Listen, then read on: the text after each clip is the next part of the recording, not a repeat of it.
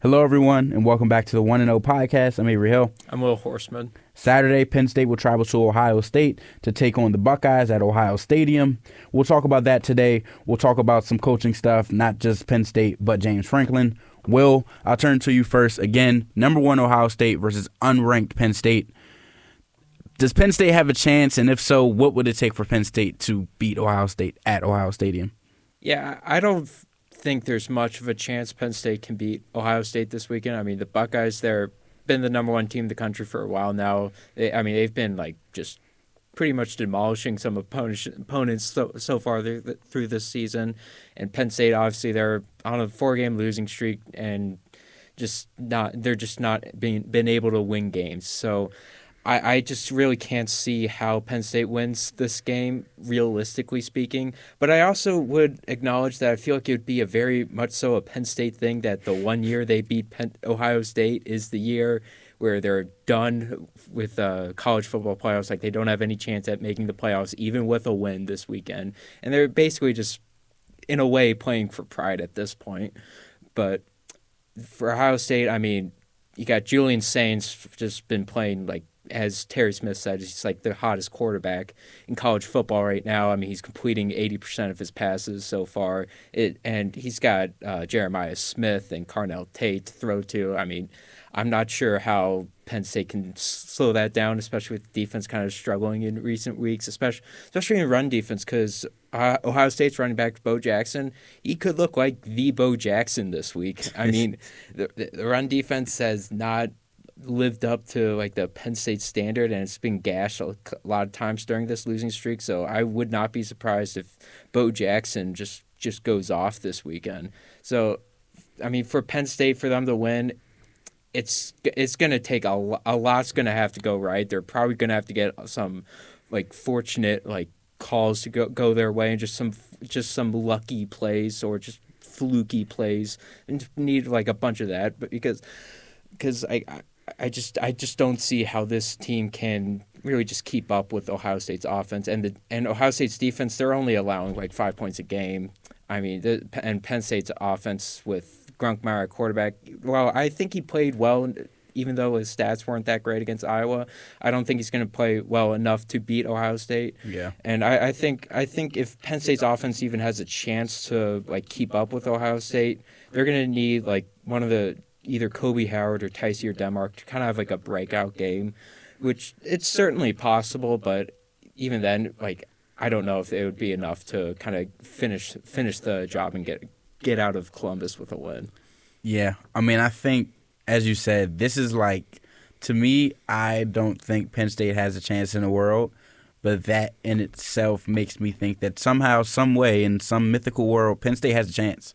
Again, you look at teams that back is against the wall, nothing is going right, all the injuries, obviously not having your starting quarterback in Drew Aller, not having a guy like Tony Rojas. I mean, you can even bounce back to the offseason, not having the depth in the defensive end room with guys like Max Granville. There is a lot going on with this team, and it just might be the perfect time for them to beat the number one team in the country, an Ohio State team who leads the nation in points allowed per game at 5.9, which is absolutely ridiculous. Second place, anyone, they're the only team that allows less than 10 points per game, which shows you just how dominant that defense has been. Obviously, their last, 6 games have been cupcakes, but that first game, you cannot say that was a cupcake.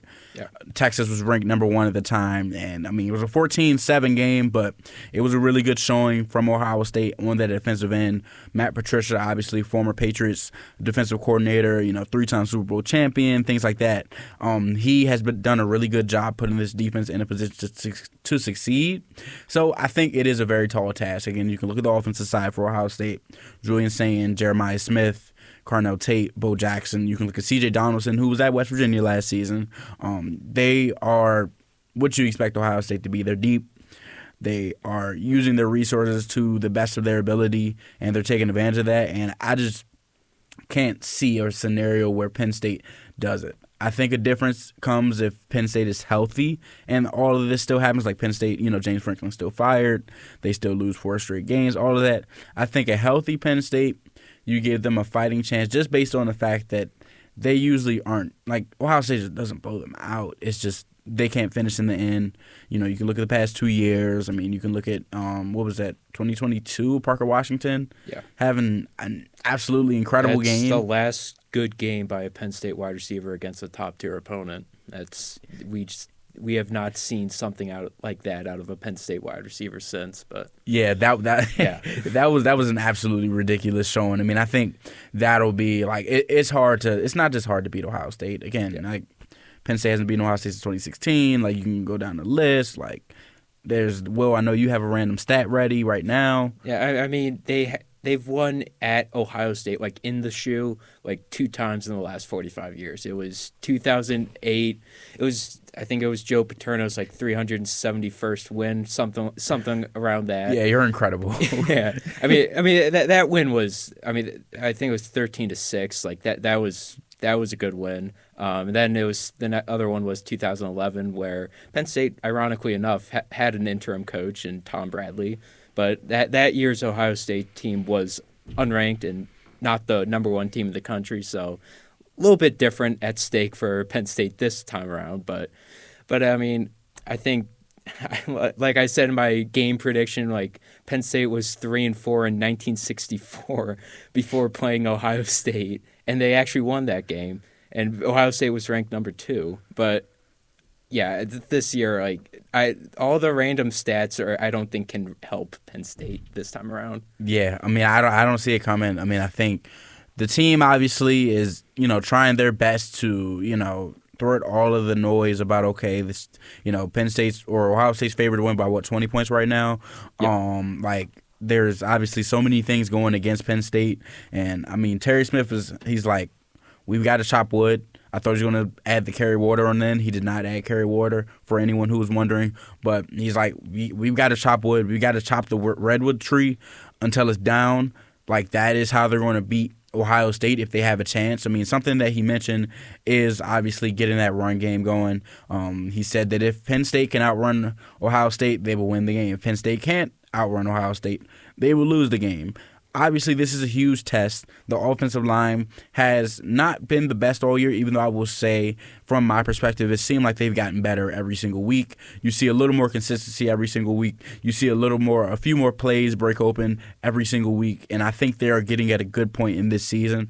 But I don't think overall, when you look at the room, like, people expected them to be a Joe Moore Award contending room, and that's obviously not going to happen. But yeah, I mean, I think in the run game, I think that'll be an important test for them. I mean, you have Katron Allen, obviously, if he's able to keep this going against another quality opponent, like he looked good against Oregon. He's looked good essentially all season, so long as he's had the ball in his hands. This is another big test for him. I mean, I think obviously, playoffs are done. All of that's out of consideration. Bowl game is close to being out of consideration. Obviously, if they were to lose these next 2 games, they would have to win out to get to that 6-game mark. Like, it is a lot ahead of them. But I think for Katron Allen, like, I don't think he's going into the game like this, but this is a great opportunity for him to really get that draft stock up. Yep. He's been doing it against, Iowa. He's been doing it against Nevada. He did it against Oregon, which is quality, but I think Ohio State's defense is obviously better. If he's able to do this against the number 1 defense, undisputed number 1 defense in the country, that would be huge for him. Maybe this is the game Nick Singleton, shows up and, goes for 150. Like, that's kind of the scenarios you're looking at a chance that Penn State beats Ohio State. I mean, I think there's a lot, as I said, against Penn State, and this is going to be a tall task, but it'll be interesting to see how different players go on. I mean, what are you kind of looking forward to in the game? Is there maybe a matchup, a player, something that you think is going to be important to watch in the game, win or lose for Penn State? Yeah, I mean, I think it's just if some younger players on Penn State can make some flashes, I think that's really would be a win for Penn State, even if they lose. Because I feel like at this point, 3-4 in the season, you're just building for the future. Because yes, they could make the Pinstripe Bowl, but at the end of the day, who truly cares about this is me being unbiased. This is just me from a coverage perspective. I think that stories would be better to write when they're not in Yankee Stadium. Please do not send a group of student journalists, a group of, full-time reporters. Please do not make the media go to the Pinstripe Bowl in January, December, whenever the game is, and make us suffer out there and it's going to be cold. Bowl season is supposed to be fun. Bowl season is supposed to be, we're in Florida. You could send us to Alabama and there's no complaints there. Like, we're in Georgia. Like, Pinstripe Bowl, that absolutely cannot happen. But Will, I could toss it back to you. You can go ahead. Yeah, I mean, they could go to the Guaranteed Rate Bowl in Arizona where there we go. The Fiesta Bowl is played. So maybe that would be a good replacement. But as I was saying, like those like very low tier bowl games, it's like who really cares if you appear in that game or if you make it? It just I don't think it matters. So like I was saying, it's like just get some like young guys. Like if Kobe Howard has like a 10 catch 100-yard game and 2 touchdowns, something like that. I mean that would look really good for Penn State's future at the wide receiver room, even if Penn State loses. It's maybe like on the defensive line, like Chaz Coleman, if he has like 2 sacks, something like that. That would look good for the future if these young players can produce from against a top tier opponent. And it just looks good for just building for the future because I think at this stage that's all Penn State can really play for. Besides, like obviously, like pride, it's like just building for the future is like the most important at the moment. Yeah, I mean, I think what interests me is the defensive side of the ball. Like, if I'm Penn State, like if I'm the coaches, I just want to see something. Yeah. Like, the defense has just been stale. They haven't been good, and they're struggling against not just Oregon. They're struggling against everyone. And, again, Oregon, I think, was their best defensive performance. They kind of tired out in the end, and, everyone's debating the running back, the run, was whether his knee was down and everything. Yeah. Cool, whatever. I mean, his knee was not down. We can make that very clear. But outside of that game, the defense has not looked good. No. So I think if you're able to just get some sparks out of your guys, I think obviously in the defensive backfield, this will be their biggest test of the season. Again, you're lining up with Jeremiah Smith every play. It's not fun. I don't know from experience, but I can tell you right now, it is not fun. But I think for a guy like A.J. Harris, who I would say before going into the season was a first-round guy, and some people still have him as a first-round grade, but I can see that slipping if he really isn't making these plays, as the season goes down the stretch. I think winning helps your draft stock a lot because they're like, oh, yeah, he's a top player on a top defense and things like that. Like it helps out. But when the team isn't winning, it's really up to what are you doing out there. Like, obviously, how you play as a unit matters. Like, it's team football. It's not just about individualism, but if A.J. Harris can make some couple plays, make some good plays. I mean, Jeremiah Smith didn't really go too crazy last season. Like, if you're able to just contain him, because I don't think they're stopping a Jeremiah Smith. I don't think that exists. I don't think, and I think, honestly, if you have another quarterback from last year, because I don't think Will Howard was the guy. Like, Will Howard, yes, he won a national championship, cool, whatever, but Will Howard, I didn't consider him a top 10 quarterback. Like, I think he was in top 20, cool, but I didn't consider him a top 10 quarterback in the country.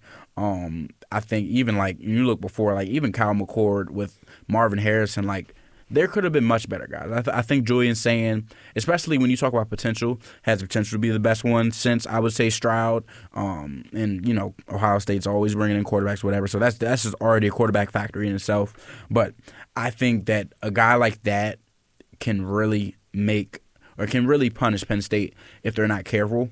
I think the biggest thing, obviously, if you're not getting a pass rush and you're leaving A.J. Harris to cover Jeremiah Smith for 8 seconds, you have no chance. Yeah. There's no chance there. So I think I'm very interested to see how the defensive end shows up. If they can make a few plays, that's a win. I mean, you think about last season where Abdul Carter went absolutely crazy against Ohio State. Is this the time for that from Denai Dennis Sutton?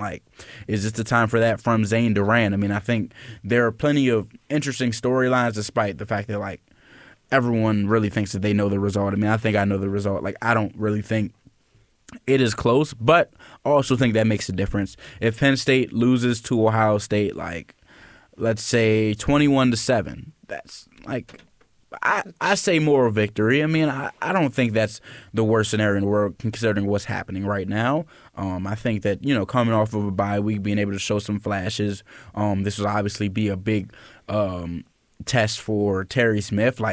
He wins this game, he is Penn State's head coach. They're full-timing him on Monday. I can say that right now. If he wins the game, they're giving Terry Smith the full-time head coaching job on Monday. I don't know how long it'll last, but I think, at that point, I just push the button at this point. Yeah. Beat Ohio State, you get it. I think that'll be that might be what's at stake for this game. I mean, obviously everyone else's job too in the coordinator room. So Yeah, I mean, it would go a long way, obviously, for Terry Smith's head coaching case to become the next coach for Penn State. But I mean, I still just don't see Penn State beating Ohio State. It's just like it could happen, and even if they close win, I wouldn't be surprised if it's a garbage time touchdown for Penn State, that maybe like a backdoor cover or something like that, because that Penn State does love a garbage time touchdown against Ohio State to make the score a little bit closer than it is. I mean, we saw that 2023,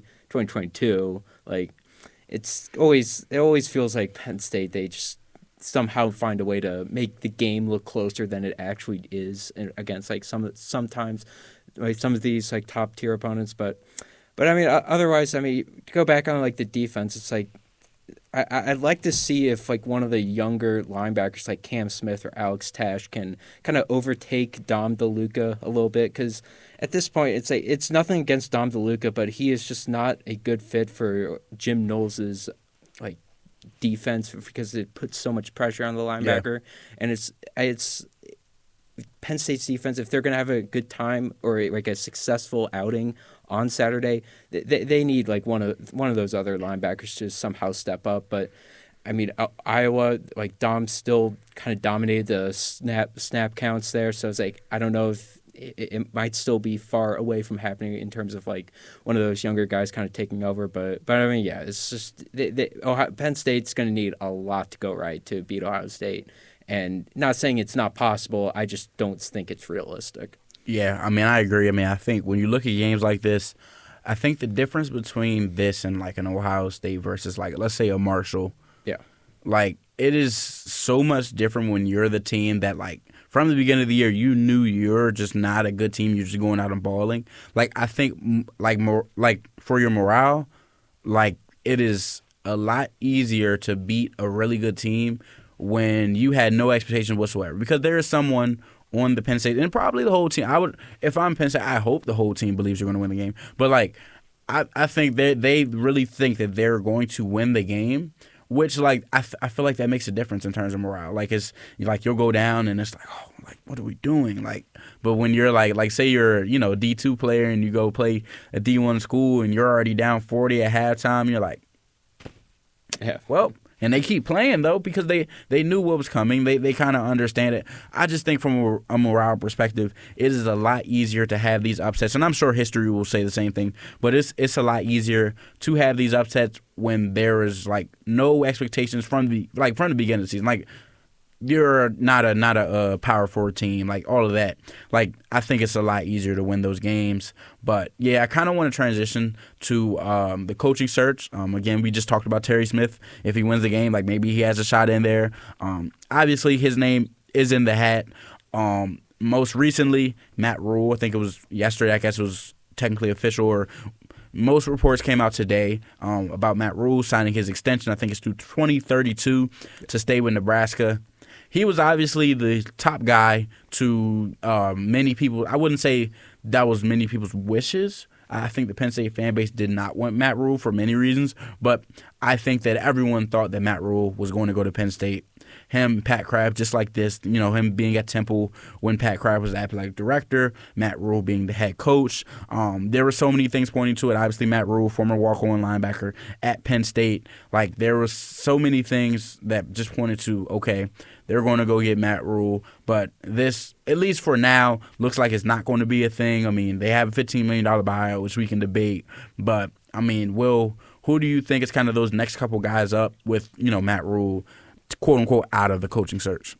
Yeah, Matt Rule, I'm not totally ready to kind of rule him out yet. I mean, the extension makes it a little bit less likely, but it's I'm not ready to say it's completely over. And quite frankly, I'm not going to say he's out of the running until Penn State names a coach, because that buyout, I think Penn State's willing to spend a good chunk of money to get their next coach. So I don't think the buyout would be much of a deterrent in a way. But otherwise, I think I think the like front runners at this point would be like Louisville's Jeff Brom and Ohio State's offense coordinator Brian Hartline. I think either I really like the idea of Brian Hartline as head coach because at least for Penn State it's like I feel like that should solve the long wide receiver issues. I mean, if you look at Ohio State, I mean like Marvin Harrison, Jeremiah Smith, like all these guys these past couple of years, like surely Brian Hartline would be able to bring like that recruiting and like just development with him, and really it should translate to Penn State getting like a top tier receivers again, which really haven't seen that since like Parker Washington, Jahan Dotson, like those types of guys. But for Brom, I wouldn't mind Brom, but I would be a little bit surprised in the sense that like obviously Brom he graduated from Louisville, so he would be leaving his alma mater, but his salary is outside the top 40 in terms of like nationally, so it's definitely possible for kind of Penn State to make a bid that would give Brom a raise. It would happen if they extend an offer to him, but otherwise I think Rule is definitely still a contender in my eyes, even though he signed the extension. Yeah, I mean, I agree. I mean, I think again, $15 million, and like there are a lot of coaches that get that extension, and then even if it's not this year, that next year they'll jump ship. Like that's just a part of the game. I mean, when he was at Baylor, he signed an extension, and then like 4 months later, he took the job for the Carolina Panthers. So it's like extensions. It's like extensions, contracts, they don't matter. Manny Diaz, goes to Temple for like 2 weeks, goes back to Miami. Like there's a lot that goes with that. I think in terms of candidates, I think there's a few guys that are probably at the top of the list. I think I agree with Jeff Brom. I think one that I would throw in, I don't know how much Penn State is on him, but I think John Summerall would be a good pick. I think he's done a great job, not just with Tulane, but with Troy. I think 23-4 with Troy. He's currently 15-6 with Tulane, including this 6-1 right now.